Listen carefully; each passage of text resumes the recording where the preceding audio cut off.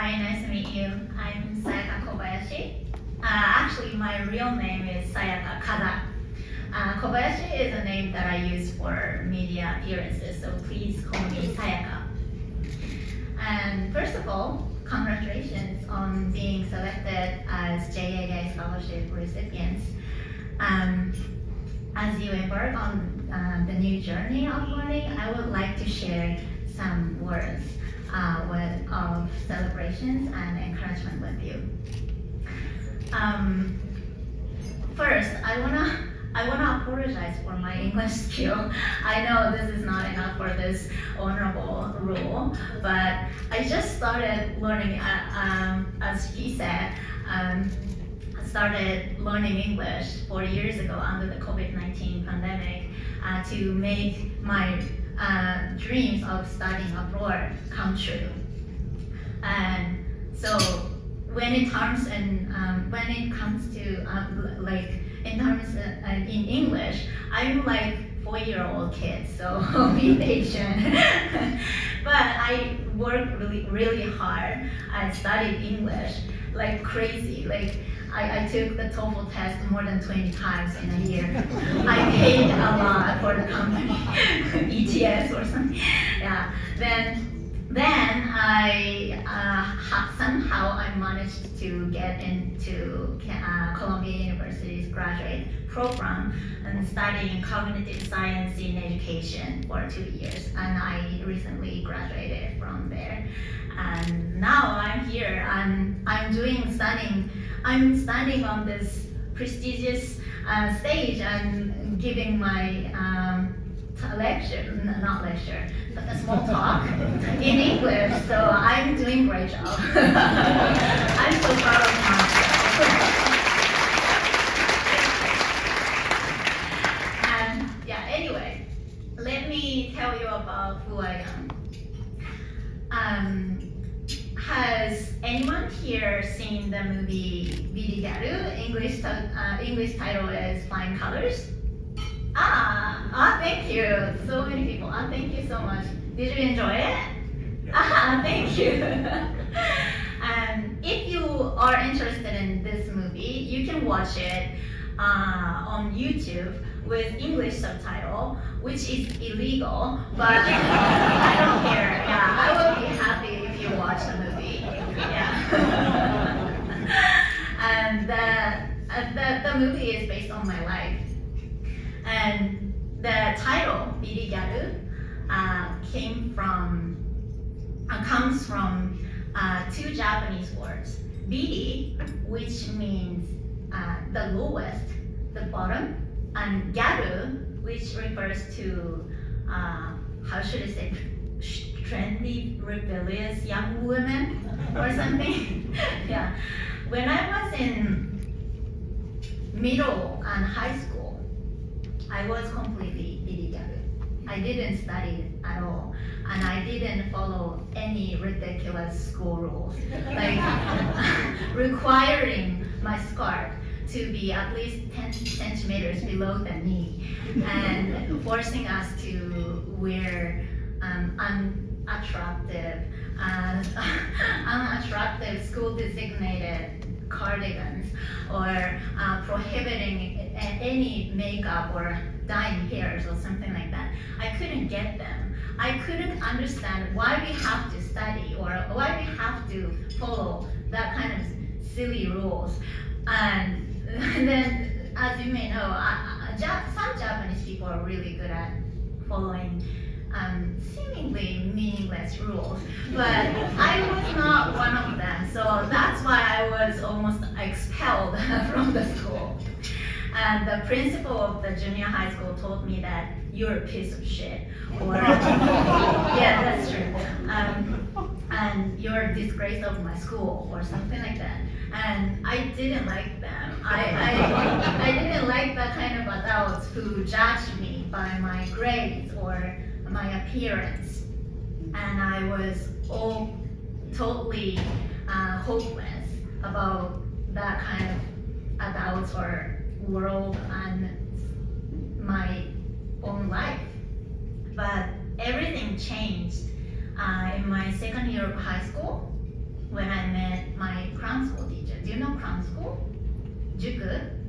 Yeah, the juku are places where students study for entrance examinations after the regular schools. And I had no plan to go to university. Graduation from high school was enough for me at the time. But I went to the crown school meeting instead of my young brother. He was like, I'm not gonna go there. So my mom asked me to go there instead of my brother, and that's why I met my mentor. He was the first educator who didn't judge me by my test scores or appearances, and he listened to my story with genuine interest, and even he laughed with me. I was so happy that I almost cried, and I was like, okay, if there are some kind of adults like him, my life or this world wasn't so bad after all. So that's why I decided to start studying very hard to enroll in Keio University. And Keio University is one of Japanese top universities, and everyone said, except for my mom and my mentor, everyone said to me like, it's gonna be impossible for you because you're too stupid. And you're better off giving up on that kind of that too ambitious goal. But I kept believing in myself and my mentor, and I kept working so hard. And then I achieved my goal. I got into Keio University. Then guess what? So many people started saying like, I knew it. Your DNA must be amazing, or you are originally talented, or something like that, which is so annoying. And 7 years later, my mentor wrote about my story on his blog, and it went viral. And it was later published as a book and sold over 1 million copies. And in 2015, it turned into a movie that became a huge hit in Japan and in China. And since then, I started receiving a lot of requests to speak to children. And I've given more than 500 talks so far. And during these kind of educational activities, I noticed something. Japanese children lack self-confidence and self-esteem. And they would say something like, Sayaka-san, you're originally talented. You must be smart. I'm not smart. I cannot do that. I could never do that. And surprisingly, their parents and teachers said the same thing in front of them. My kids are stupid. I don't think they're going to be able to do the same thing as you did. These kind of strong beliefs affect how well people perform. And of course, it changed everything, the result or outcomes, right? That's why I came here to study cognitive science. I just wanted to understand scientifically why I changed so much and how I managed to keep working so hard. And I believe environment is a key for success. I don't think it's a stretch to say that mindset and words used by adults around them can determine their kids' future. Japanese children lack confidence because they are often focused on what they cannot do over what they can do. They are always compared to others, and they're always here to negative feedback or negative words from their parents or teachers who are raised in a culture that value modesty, but at the same time emphasizing perfection. Despite having such a beautiful culture and the highest level of hospitality or skills and even diligence in the world, they don't even recognize it. When I came here, New York City, I was like, oh my God, this is the opposite of Japan. People here are so confident, sometimes too confident. Right? No one cares about me, no one cares about others, no one judge me, no one compare themselves with others. I know every culture has its pros and cons, but being here makes me feel like this is much easier to live. And I like this. Yeah, so like being here changed my everything perspective. So like here, I have a request for all of you.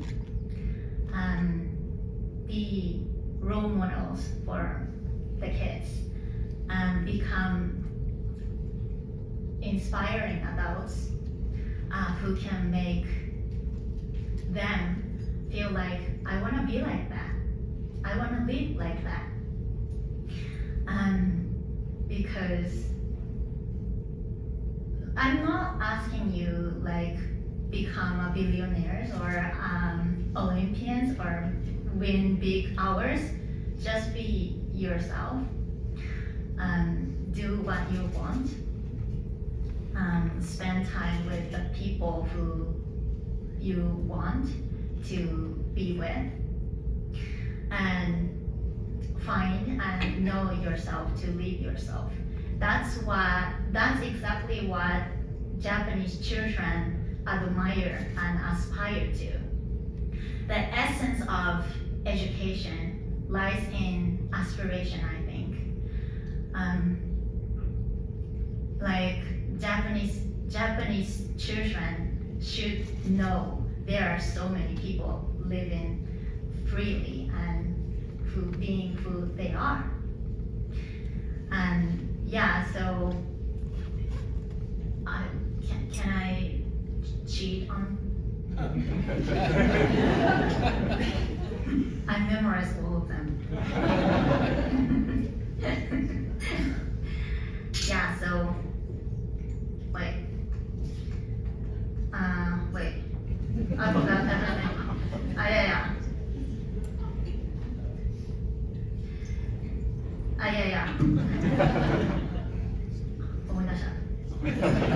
We all have the ability to learn by myself.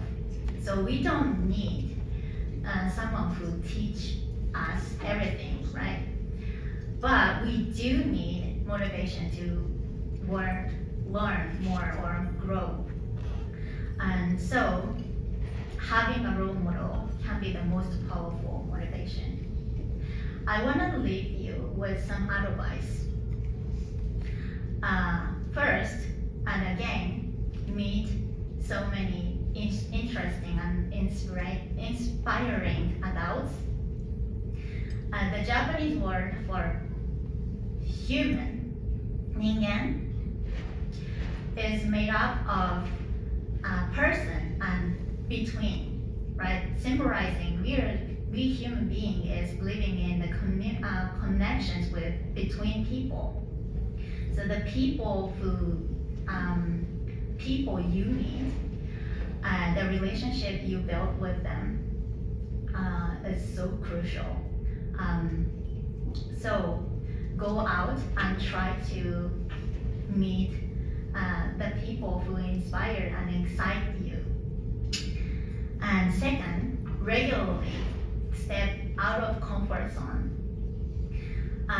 There are said to be two types of happiness. One is hedonic well-being, which comes from positive emotions like joy or fun, and the absence of negative emotions like sadness or discomfort or anger. Like for example, laying on the beach in Miami and with plenty of time and money and watching Netflix, this is exactly hedonic well-being. The moment you're feeling like, oh, this is the best, I love this, I'm so happy, this is hedonic well-being, right? But I'm sure you will get bored with this soon. And Aristotle said, hedonic well-being alone cannot bring the true happiness.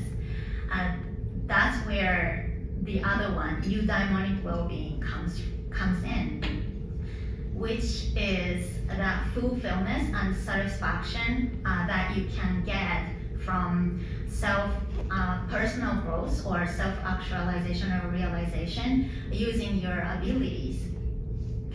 And so to be truly happy, we have to challenge ourselves sometimes. And additionally, hedonic well-being can last in a short term, but eudaimonic well-being is long-lasting and build up your inner strength. So even in small ways, please try to step out of your comfort zone intentionally sometimes. And ちょっともう一回見る。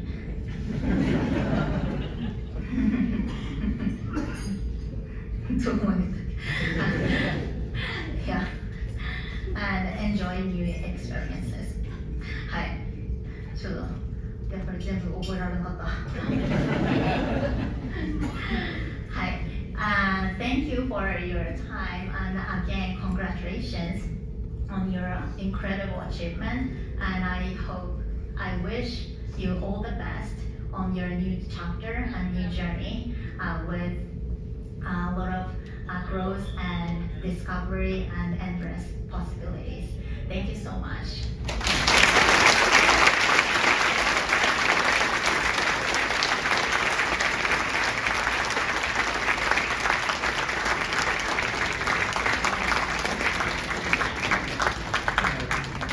I'm happy to tell you now is dinner. So we'll have dinner, and after dinner we'll start the award ceremony.